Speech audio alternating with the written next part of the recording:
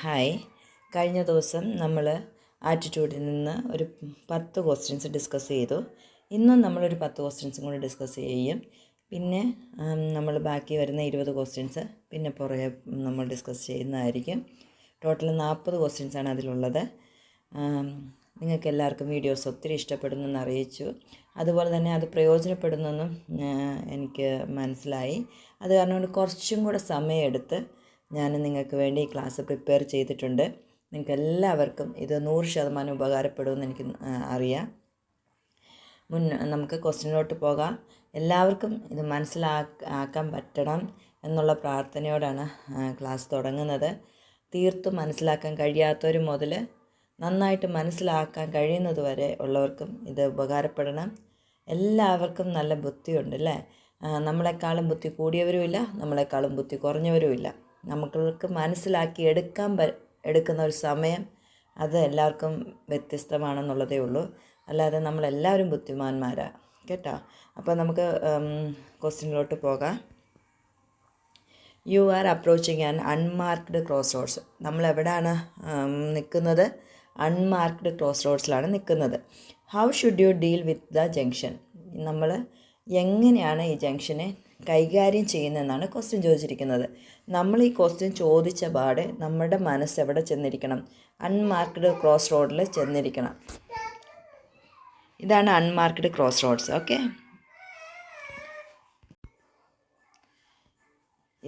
ഇത് മാർക്ക് ചെയ്ത ക്രോസ് റോഡാണ് കേട്ടോ. അപ്പം നമ്മളുടെ ക്രോസ് റോഡ് എന്ന് പറയുന്നത് ഇതാ. അപ്പോൾ ഇവിടെയാണ് നമ്മൾ നിൽക്കുന്നത്. ഇനി ക്വസ്റ്റ്യൻ വായിക്കാം.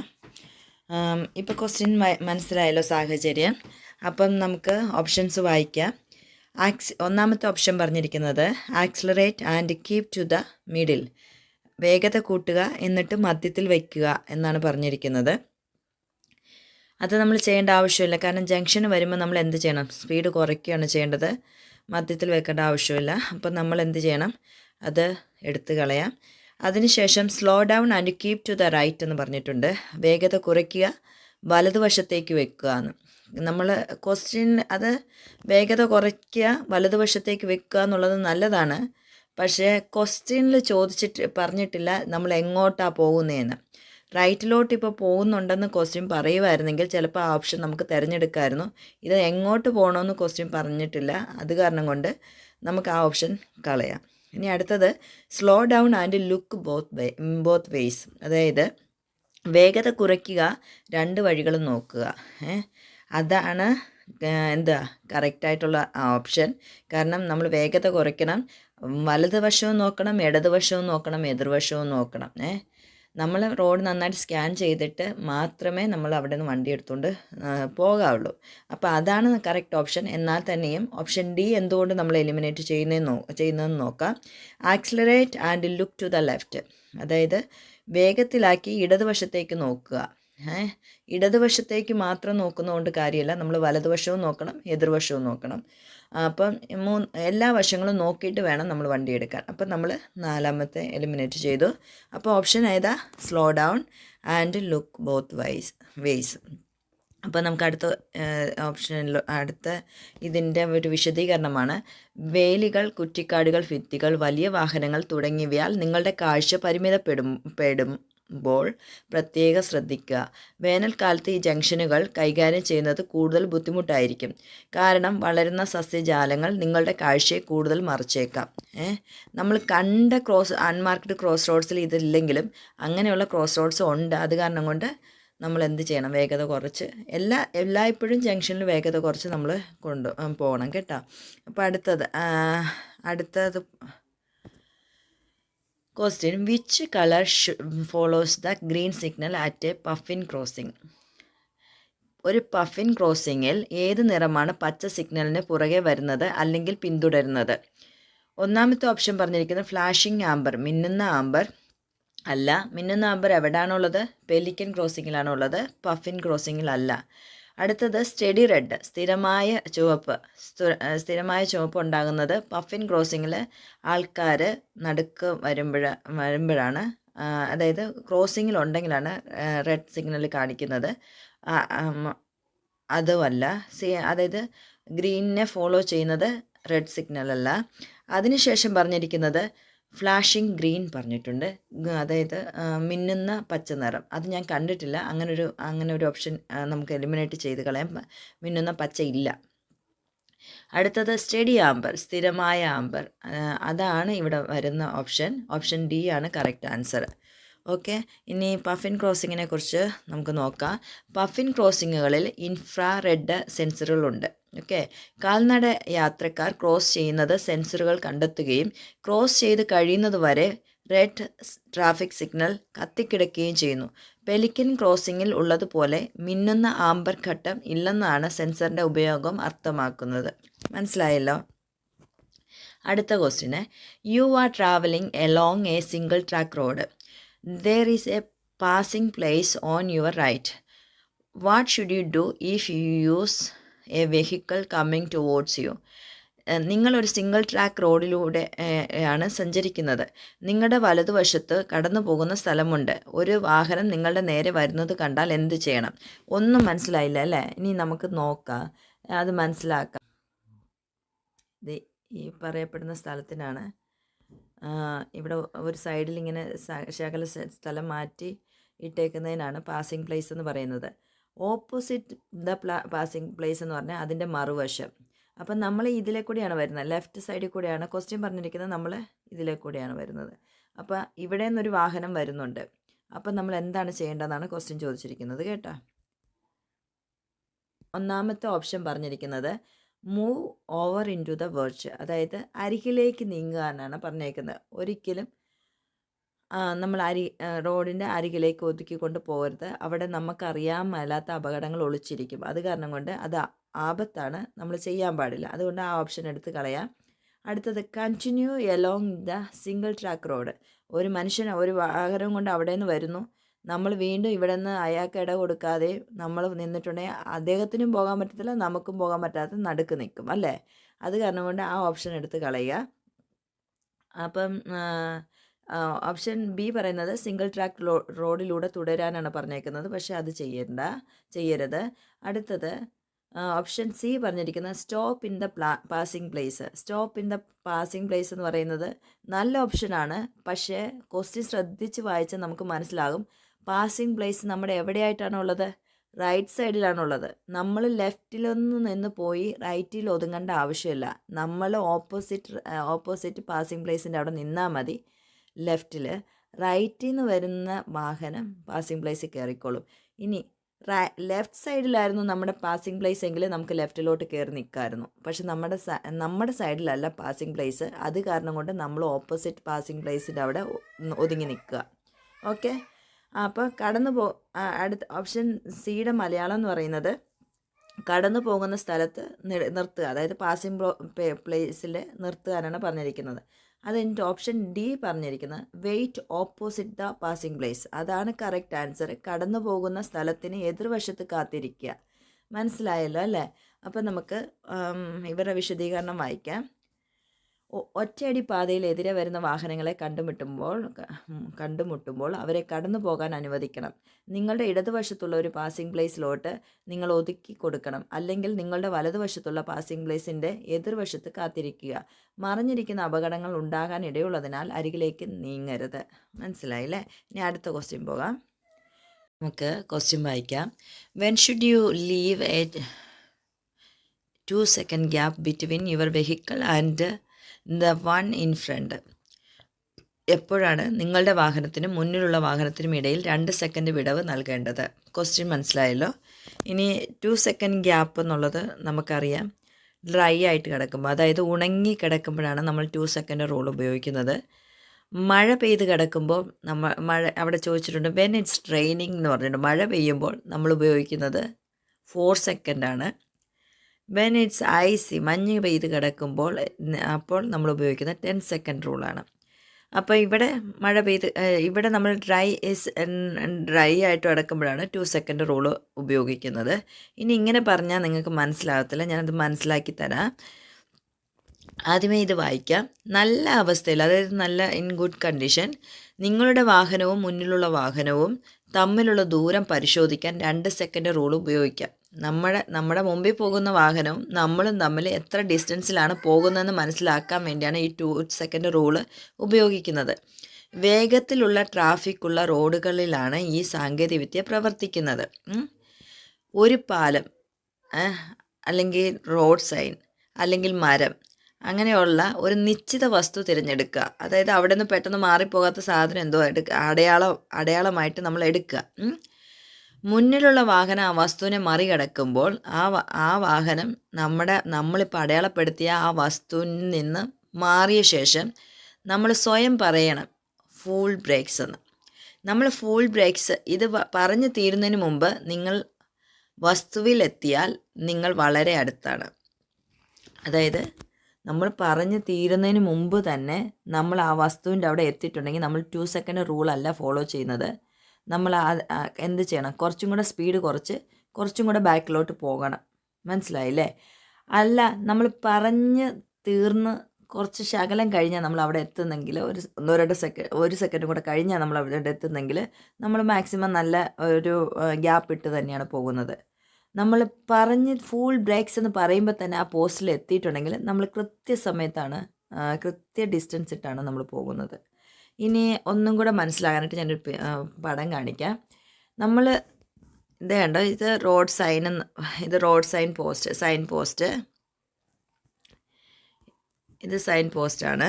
ഓക്കെ, ഇവിടെ മഞ്ഞക്കാർ കിടപ്പുണ്ട്. ആ മഞ്ഞക്കാർ ആ പോസ്റ്റിൻ്റെ അവിടെ വന്നപ്പം നമ്മൾ ആ പോസ്റ്റിനെ അടയാളമായിട്ട് കണ്ടു. ഓക്കെ, എന്നിട്ട് നമ്മൾ വരുന്നത് ഇപ്പോൾ ചുമന്ന കാറിലാണ്. ഈ മഞ്ഞ കാർ ഇവിടെ നിന്ന് പോയ ഉടനെ നമ്മൾ എന്ത് പറയുക? ഒന്നെങ്കിൽ പറയാം 1 സെക്കൻഡ് 2 സെക്കൻഡ് എന്ന് പറയാം. ആ 1 സെക്കൻഡ് 2 സെക്കൻഡ് എന്ന് പറഞ്ഞ പാടെ നമ്മൾ ഇവിടെ എത്തുവാണെങ്കിൽ നമ്മൾ 2 സെക്കൻഡ് ഗ്യാപ്പിലാണ് പോകുന്നത്. ഇല്ല, പറഞ്ഞ ഉടനെ പറഞ്ഞ് തീരുന്നതിന് മുമ്പ് തന്നെ നമ്മൾ ഇവിടെ എത്തിയെങ്കിൽ നമ്മൾ 2 സെക്കൻഡ് ഗ്യാപ്പിലല്ല വരുന്നത്. ഇനി പറഞ്ഞ് തീർന്നിട്ടും നമ്മൾ അവിടെ എത്തിയില്ലെങ്കിൽ നമ്മൾ 2 സെക്കൻഡിനേക്കാളും കുറച്ച് കൂടുതൽ സമയം ഡിസ്റ്റൻസ് ഇട്ടാണ് നമ്മൾ പുറകെ പോകുന്നത്. അപ്പം ഒന്നെങ്കിൽ അങ്ങനെ പറയാം, അല്ലെങ്കിൽ ഈ ഫുൾ ബ്രേക്സ് എന്ന് പറയാം. ഫുൾ ബ്രേക്സ് എന്ന് പറയുമ്പോഴും ഇതുപോലെ തന്നെ നമ്മൾ പെട്ടെന്ന് അവിടെ എത്തിയെങ്കിൽ നമ്മൾ അടയാളം വെച്ചിരുന്ന ആ സ്ഥലത്ത് നമ്മൾ ഫുൾ ബ്രേക്സ് എന്ന് പറയുന്ന സമയം കൊണ്ട് എത്തിയെങ്കിൽ നമ്മൾ 2 സെക്കൻഡ് ഗ്യാപ്പിലാണ് പോകുന്നത്. ഇനി അത് പറയുന്നതിന് മുമ്പ് നമ്മൾ എത്തിയെങ്കിൽ 2 സെക്കൻഡ് ഗ്യാപ്പിലല്ല പോകുന്നത്. നമ്മൾ പറഞ്ഞ് തീർന്നിട്ടും അവിടെ എത്തിയില്ലെങ്കിൽ നമ്മൾ 2 സെക്കൻഡിനേക്കാളും കൂടുതൽ സമയമായിട്ടാണ് പോകുന്നത്. ഇപ്പം മനസ്സിലായല്ലോ അല്ലേ? ഇത്ര ഉള്ളൂ 2 സെക്കൻഡ് റൂളും. ഇനി ഇത് വെറ്റ് കണ്ടീഷനിൽ, അതായത് നനഞ്ഞ സ്ഥലത്ത് ഇത് 2 വട്ടം പറയണം. ഫുൾ ബ്രേക്സ് എന്നുള്ളത് 2 വട്ടം പറഞ്ഞാൽ 4 സെക്കൻഡായി. ഓക്കെ, അപ്പോൾ നമുക്ക് അടുത്ത ക്വസ്റ്റ്യനിലോട്ട് പോകാം. അപ്പോൾ ഇവിടെ നമ്മൾ 2 സെക്കൻഡിൻ്റെ റൂള് മനസ്സിലാക്കിയല്ലോ അല്ലേ? ഇതിലെ ക്വസ്റ്റ്യൻ ഏതാണെന്നുള്ളത് ഇത് നമ്മൾ മനസ്സിലാക്കിയായിരുന്നു. ഉണങ്ങിക്കിടക്കുമ്പോൾ വെൻ ഇറ്റ്സ് ഡ്രൈ എന്നുള്ളതാണ് കറക്റ്റ് ആൻസർ. ഇനി അടുത്ത ക്വസ്റ്റ്യൻ നമുക്ക് വായിക്കാം. The conditions are good and dry.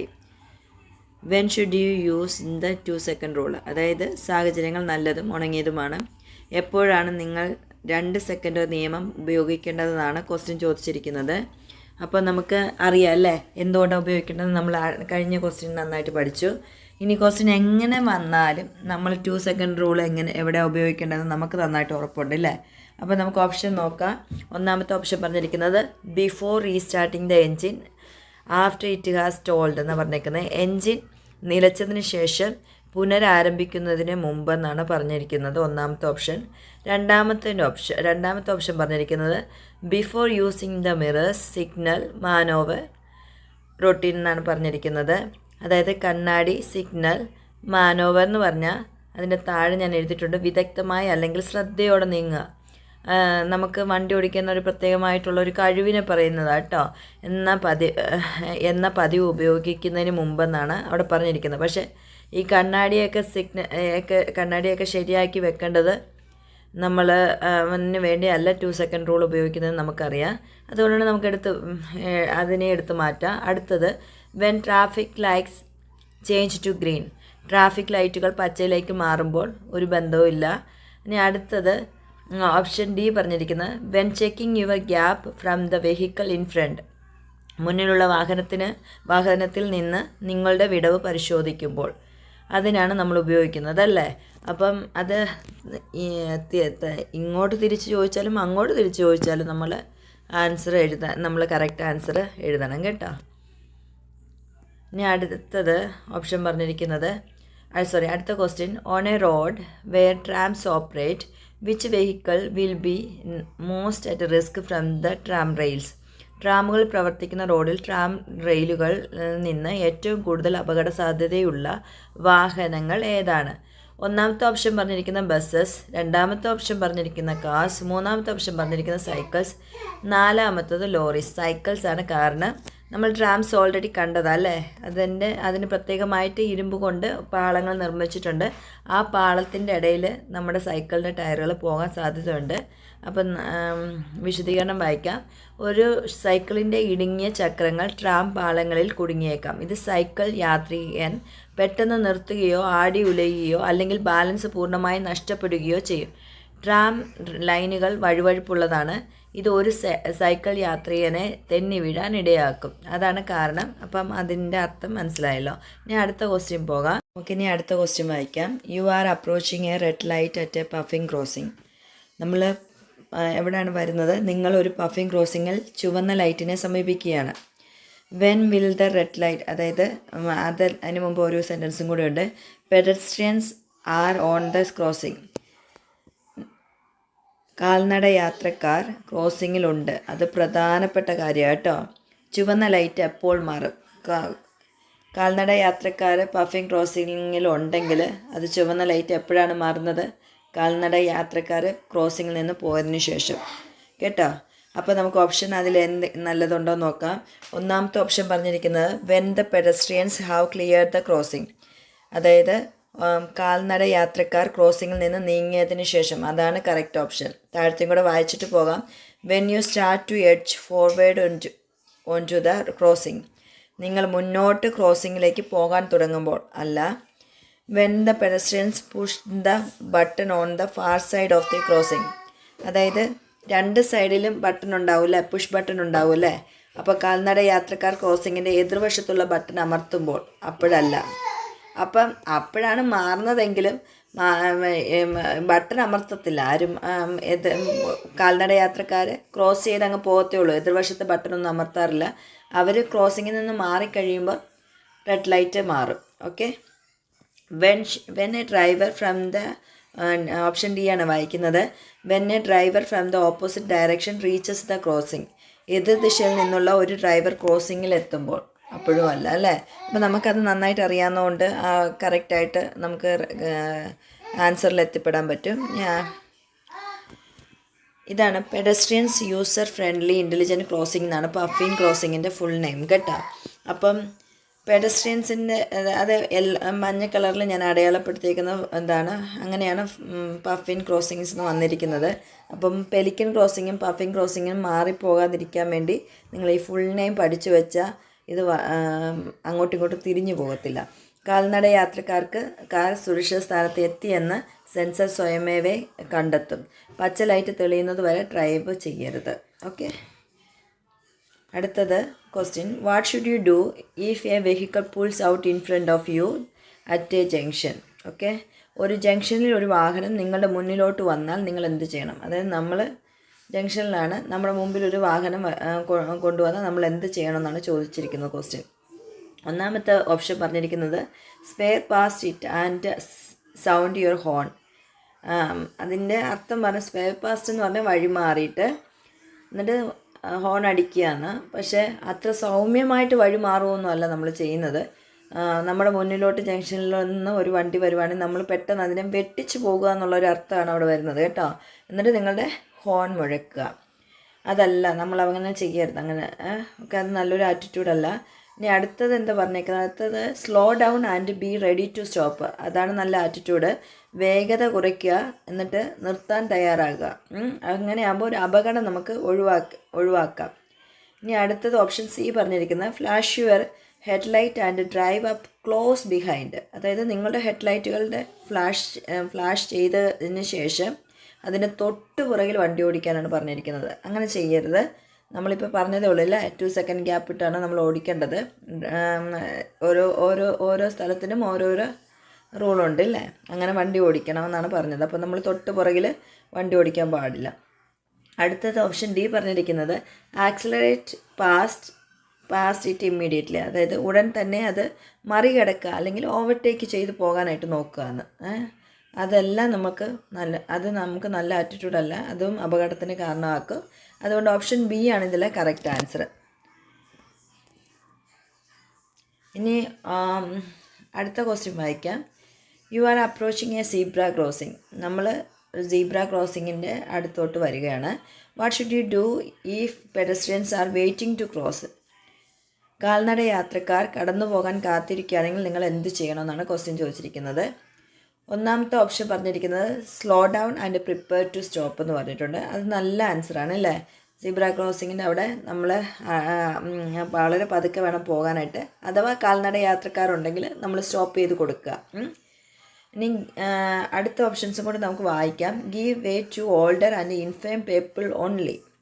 ആ ഓൺലി എന്ന് പറഞ്ഞേക്കുന്നുണ്ടോ, അത് കാരണം നമുക്ക് അതെടുത്ത് കളയാം. പ്രായമായവർക്കും ദുർബലമായവർക്കും മാത്രം വഴി നൽകുക, അല്ല എല്ലാ കാൽനട യാത്രക്കാർക്കുമാണ് നമ്മൾ വഴി കൊടുക്കേണ്ടത്. അടുത്തത് use your headlight to indicate they can cross. Road മുറിച്ച് കടക്കാമെന്ന് കഴിയുമെന്ന് സൂചിപ്പിക്കാൻ നിങ്ങളുടെ ഹെഡ്ലൈറ്റുകൾ ഉപയോഗിക്കുക. ഹെഡ്ലൈറ്റുകൾ അങ്ങനെ നമ്മൾ ഉപയോഗിക്കരുത്. ഹെഡ്ലൈറ്റ് എവിടെയൊക്കെയാണ് ഉപയോഗിക്കേണ്ടത് നമുക്കറിയാം, പക്ഷേ ഇവിടെ നമ്മൾ അങ്ങനെ സൂചിപ്പിക്കാൻ വേണ്ടി ഉപയോഗിക്കാൻ പാടില്ല. ഓക്കെ, അടുത്തത് last option D, wave at them to cross the road.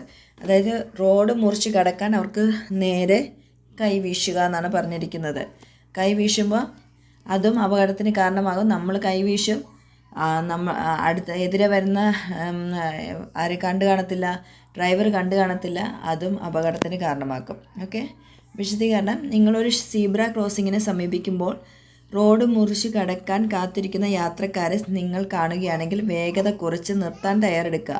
കുട്ടികളെയും പ്രായമുള്ളവരെയും പ്രത്യേകം ശ്രദ്ധിക്കുക, കാരണം റോഡ് മുറിച്ച് കടക്കുന്നത് സുരക്ഷിതമാണോ എന്ന് പെട്ടെന്ന് തീരുമാനിക്കാനുള്ള കഴിവ് അവർക്ക് കുറവായിരിക്കും. ഓക്കെ, അടുത്ത question. Why is it dangerous to drive too close to the vehicle ahead? അതായത് ടു ക്ലോസ് എന്നുള്ളത് നമ്മുടെ മനസ്സിൽ വയ്ക്കണം. നമ്മൾ സാധാരണയായിട്ട് ഡ്രൈവ് ചെയ്യുന്നതല്ല, ടു ക്ലോസ്. മുന്നിലുള്ള വാഹനത്തോട് വളരെ അടുത്ത് വാഹനം ഓടിക്കുന്നത് അപകടമാകുന്നത് എന്തുകൊണ്ട്? ഓപ്ഷൻ എ പറഞ്ഞിരിക്കുന്നത് your engine will over heat. നിങ്ങളുടെ എൻജിൻ അമിതമായി ചൂടാകും. അതുകൊണ്ട് അടുത്തുകൊണ്ട് വണ്ടി ഓടിക്കുന്നതുകൊണ്ട് എൻജിൻ ചൂടാകത്തില്ല. എൻജിൻ ചൂടാകാനായിട്ട് പല കാരണങ്ങളുണ്ട് അല്ലേ. അത് നമുക്ക് നന്നായിട്ട് അറിയാം. അപ്പം അതല്ല അതിൻ്റെ ആൻസർ. അപ്പം ഈ ഓപ്ഷൻ ബി പറഞ്ഞിരിക്കുന്നത് your mirrors will need to adjusting. അതായത് നിങ്ങളുടെ കണ്ണാടികൾ ക്രമീകരിക്കേണ്ടതായി വരും. കണ്ണാടികൾ നമ്മൾ എപ്പോഴാണ് ക്രമീകരിക്കേണ്ടത്? അത് നമുക്കറിയാം അല്ലേ. വാഹനം ഓടിക്കാൻ തുടങ്ങുന്നതിന് മുമ്പ് നമ്മൾ കണ്ണാടിയൊക്കെ സെറ്റ് ചെയ്ത് വെക്കണം. അപ്പോൾ അതുമല്ല ഓപ്ഷൻ. യുവർ സാറ്റ് നാവ് വിൽ ബി കൺഫ്യൂസ്ഡ്. അങ്ങനെയാണ് ഓപ്ഷൻ എഴുതിയിരിക്കുന്നത്. സത്യത്തിൽ അതെന്തെന്ന് വെച്ചാൽ your SAT navigation will be confused. നിങ്ങളുടെ ഉപഗ്രഹ നാവിഗേഷൻ ആശയക്കുഴപ്പത്തിലാക്കും. അതും എപ്പോഴാണെന്നുള്ളത് നമുക്കറിയാം അല്ലേ.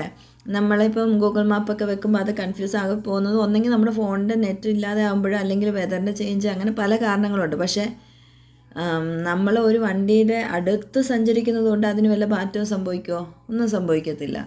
അപ്പോൾ ഓപ്ഷൻ ഡി പറയുന്നത് your view of the road ahead will be restricted. നിങ്ങളുടെ മുന്നിലുള്ള റോഡിൻ്റെ കാഴ്ച പരിമിതമായിരിക്കും. അതാണ് പറ്റുന്നത്. കാരണം മുന്നിലെ വാഹനമായിട്ട് നമ്മൾ ടു ക്ലോസ് ആയിട്ട്, അതായത് അടുത്ത് പോകുമ്പോൾ നമുക്ക് മുന്നിൽ എന്താ നടക്കുന്നത് നമുക്ക് റോഡ് കാണാൻ പറ്റത്തില്ല ഈ വാഹനം കാരണം കൊണ്ട്. അത് കാരണം കൊണ്ട് സേഫ് ഡിസ്റ്റൻസ് ഇട്ട് നമ്മൾ പോകുവാണെങ്കിൽ നമുക്ക് റോഡ് മുന്നിലത്തെ കാണാൻ പറ്റും. ഓക്കെ, അതാണ് അതിൻ്റെ ഓപ്ഷൻ ഡി ആണ് കറക്റ്റ് ആൻസർ. നമ്മൾ നെക്സ്റ്റ് ക്വസ്റ്റ്യനിലോട്ട് പോകാം. അതിന് മുമ്പ് ഇതിൻ്റെ വിശദീകരണം വായിക്കാം. ഒരു ഡ്രൈവറോ റൈഡറോ മുന്നിലുള്ള വാഹനത്തിന് തൊട്ടുപുറകെ പിന്തുടരുമ്പോൾ ഉപയോഗിക്കുന്ന പദമാണ് ടെയിൽ ഗേറ്റിംഗ്. ഓക്കെ, ഇത് അപകടകരമാണ്. കാരണം നിങ്ങളുടെ മുന്നിലുള്ള റോഡിനെക്കുറിച്ചുള്ള കാഴ്ച ഇത് പരിമിതപ്പെടുത്തുന്നു. ഒപ്പം മുന്നിലുള്ള വാഹനം വേഗത കുറയ്ക്കുകയോ പെട്ടെന്ന് നിർത്തുകയോ ചെയ്യുകയാണെങ്കിൽ സുരക്ഷാ മാർജിൻ ഇല്ല.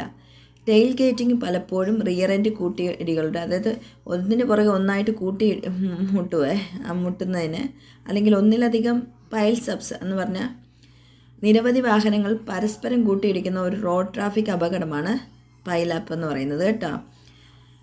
അടിസ്ഥാന കാരണമാണ്. അതായത് ഒരു വണ്ടി പോയി മുട്ടുന്നു, അതിൻ്റെ പുറകെ അടുത്ത വണ്ടി പോയി മുട്ടുന്നു. ഇങ്ങനെ മുട്ടുന്നതിൻ്റെ അടിസ്ഥാന കാരണം എന്താണെന്ന് വെച്ചാൽ നമ്മൾ ഒരു വാഹനത്തിൻ്റെ തൊട്ട് പുറകെ യാത്ര ചെയ്യുന്നത് കൊണ്ടാണ്. ഓക്കെ.